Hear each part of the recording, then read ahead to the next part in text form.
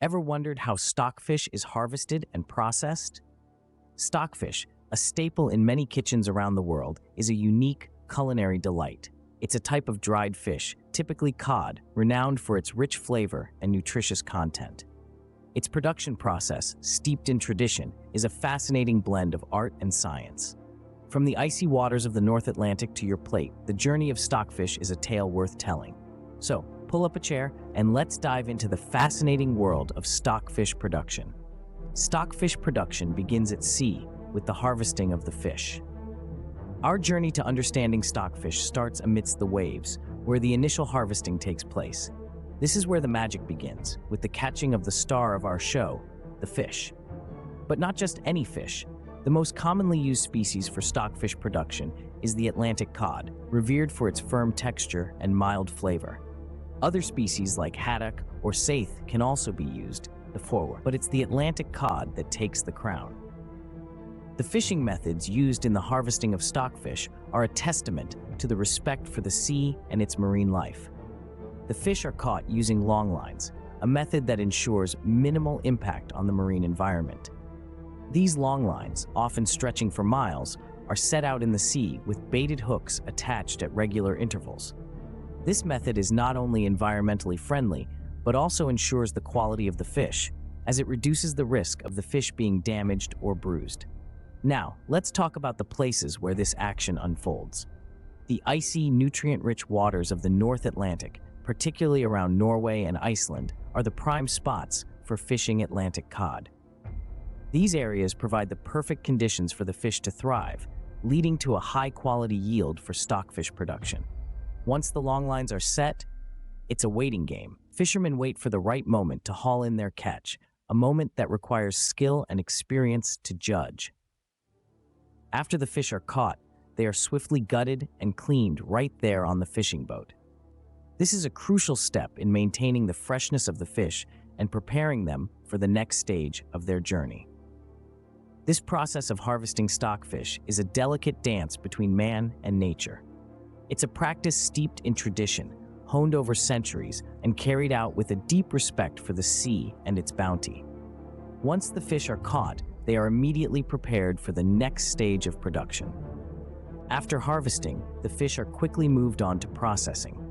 The processing of stockfish is a meticulous task that demands both skill and precision. It begins with the gutting and cleaning, two crucial steps that help to ensure the quality of the end product and its longevity. First, the fish are gutted. This is done by making a small incision near the tail and running a sharp blade up towards the head. This opens up the belly of the fish, exposing the innards. The guts are then carefully removed, taking care not to rupture the gallbladder, which could taint the flesh with a bitter taste. Once the innards have been removed, the fish are then cleaned. This involves washing the fish thoroughly to remove any remaining blood or guts. It is important to note that this cleaning process is carried out with attention to detail, as any remnants left behind could potentially spoil the fish during the drying process. Now, let's discuss the preparation for drying. The stockfish are arranged on wooden racks, known as gjell, that allow for ample air circulation. This is a key factor in the drying process. The fish must not touch each other to prevent any form of mold formation. This arrangement also ensures that the fish dry evenly, maintaining their quality and taste. Another important aspect of preparing the stockfish for drying is the positioning of the fish on the racks. They are hung by their tails, heads facing downwards. This is not just for aesthetics, there's a practical reason behind it. This configuration allows any remaining blood to drain out from the fish, which could otherwise affect the taste and shelf life of the stockfish. The drying process is wholly dependent on the weather. A combination of sun, wind, and cold temperatures is ideal for drying stockfish. The cold weather helps to retain the fish's nutrients, while the wind and sun work together to dry the fish, lending it a unique taste and texture. This process can take up to 3 months, resulting in a product that is rich in protein, low in fat, and full of flavor. Every step of this process is carried out with a deep respect for tradition, a keen understanding of the fish, and an unwavering commitment to quality. Whether it's the careful gutting and cleaning, the meticulous preparation for drying, or the patience required during the drying process itself, each stage plays a crucial role in creating the final product. And thus, through an intricate dance of skill, patience, and respect for nature, the humble fish is transformed into a food product that has been enjoyed for centuries. The stockfish, once a simple creature of the sea, becomes a testament to both the bounty of the ocean and the ingenuity of mankind.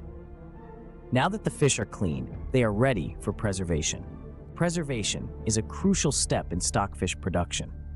This is where the magic happens, where the fresh catch transforms into a long-lasting, nutrient-rich delicacy that has been enjoyed for centuries. The process begins with drying, a natural method of preservation that's just as effective today as it was in the days of the Vikings. Drying not only extends the shelf life of the fish, but it also enhances the flavor and gives the stockfish its distinctive chewy texture. Picture this. The fish are arranged on wooden racks called hjell and left to dry in the open air. This isn't a quick process. It requires patience. Depending on the weather, it could take anywhere from 2 to 3 months for the fish to fully dry. Now you may be wondering, what kind of weather are we talking about here? Well, the ideal conditions for drying stockfish are cold, dry weather with a steady breeze. The cold temperature prevents the fish from rotting, while the dry air helps to wick away moisture. The breeze, on the other hand, carries away the water vapor, speeding up the drying process. But it's not just about getting the fish dry. It's about doing it slowly, and here's why. Slow drying allows the fish to undergo a kind of fermentation process. As the fish dries, enzymes in the flesh start to break down proteins, fats, and carbohydrates. This breakdown, or fermentation, is what gives stockfish its unique flavor profile. It's a complex mix of flavors, a little bit sweet, a little bit sour, with an umami punch that's hard to describe, but absolutely addictive. Now, let's talk about texture. If you've ever bitten into a piece of stockfish, you'll know it's quite different from other dried fish. It's not brittle or crispy. Instead, it has a chewy, almost leathery texture. This is a result of the slow drying process. As the fish loses moisture, the flesh becomes denser, and the fibers in the meat start to tighten up, giving the stockfish its distinctive chew. After the fish have dried, they're not quite ready to eat just yet. They need to be conditioned. This involves storing the dried fish in a controlled environment for a few weeks to allow the remaining moisture to evenly distribute throughout the fish. This step ensures that the stockfish has a consistent texture and flavor. So there you have it, the art and science of preserving stockfish. It's a process that requires patience and precision, but the result is a food that's not only nutritious and long-lasting, but also packed with a depth of flavor that's truly unique. With preservation complete, the fish are now ready for packaging and transportation. Let's move on to see how these culinary gems are prepared for their journey to kitchens around the world. Packaging ensures the preserved fish reach their destination in prime condition. This is our mantra as we delve into the art and science of packaging stockfish. Once the fish are dried and preserved, they're ready to be packaged. This process is just as important as the others we've covered. It's what guarantees that the quality of the stockfish is maintained from the drying racks to the dinner plates. The packaging process starts with a meticulous sorting of the fish. Each fish is evaluated by experienced handlers who check for quality, size, and weight. This is a critical step because it ensures consistency in the packaging and ultimately in the consumer's experience. Sorting the stockfish is a hands-on process. Just like a jeweler would examine a diamond, these handlers have a keen eye for detail. They can tell the difference between a prime fish and a subpar one in seconds. This level of dedication is what sets apart the best stockfish from the rest. Once sorted, the stockfish are then packed. They're carefully layered into the packaging, usually in wooden crates or cardboard boxes, depending on the destination and the customer's preference. The fish are arranged in a way that minimizes damage during transport while maximizing the space inside the package. After packing, the boxes are then sealed and labeled. Every detail matters, from the type of adhesive used in sealing the box to the information on the label. The labels include details such as the type of fish, the date of packaging, and the destination. The final step in the packaging process is preparing the stockfish for shipping. This involves stacking the boxes onto pallets in a way that ensures stability during transportation. Once stacked, the pallets are secured with shrink wrap to prevent any movement during transit. This careful and detailed packaging process is what ensures that the stockfish arrive at their destination in the same prime condition they were in when they left the drying racks. It's a testament to the care and dedication that goes into every step of the stockfish journey. Packaged and ready, the stockfish now begin their journey to markets and restaurants around the world. Transporting stockfish is a logistical challenge that requires careful planning. Now let's dive into the nitty-gritty of how this is done. Stockfish, despite being dried, still retain a certain degree of sensitivity. Remember, we're dealing with a food item here, not a piece of furniture. It's imperative that these fish are treated with utmost care during transit to maintain their quality and freshness. Typically, the packaged stockfish are loaded onto pallets, then transported to their destination using a variety of shipping methods.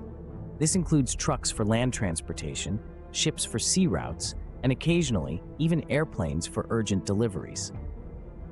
Each method of shipping presents its own set of challenges.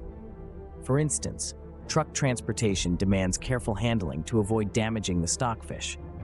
On the other hand, sea transport requires the cargo hold to be well ventilated to prevent moisture buildup, which could potentially compromise the quality of the fish. Air transportation, while being the fastest method, is also the most expensive. It's usually reserved for premium stockfish that are destined for high-end markets around the world. Now imagine having to deal with all these complexities while also ensuring that the stockfish reach their destination within a specific time frame. It's indeed a Herculean task, one that requires a well-coordinated effort from all parties involved. But what about the environmental impact?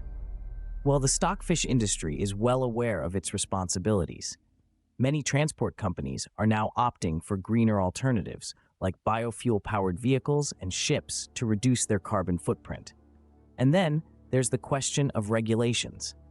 Each country has its own set of rules and guidelines when it comes to importing seafood. Compliance with these regulations is crucial to ensure a smooth and hassle-free delivery. Despite all these challenges, the stockfish industry has been successful in delivering this delicacy to all corners of the globe.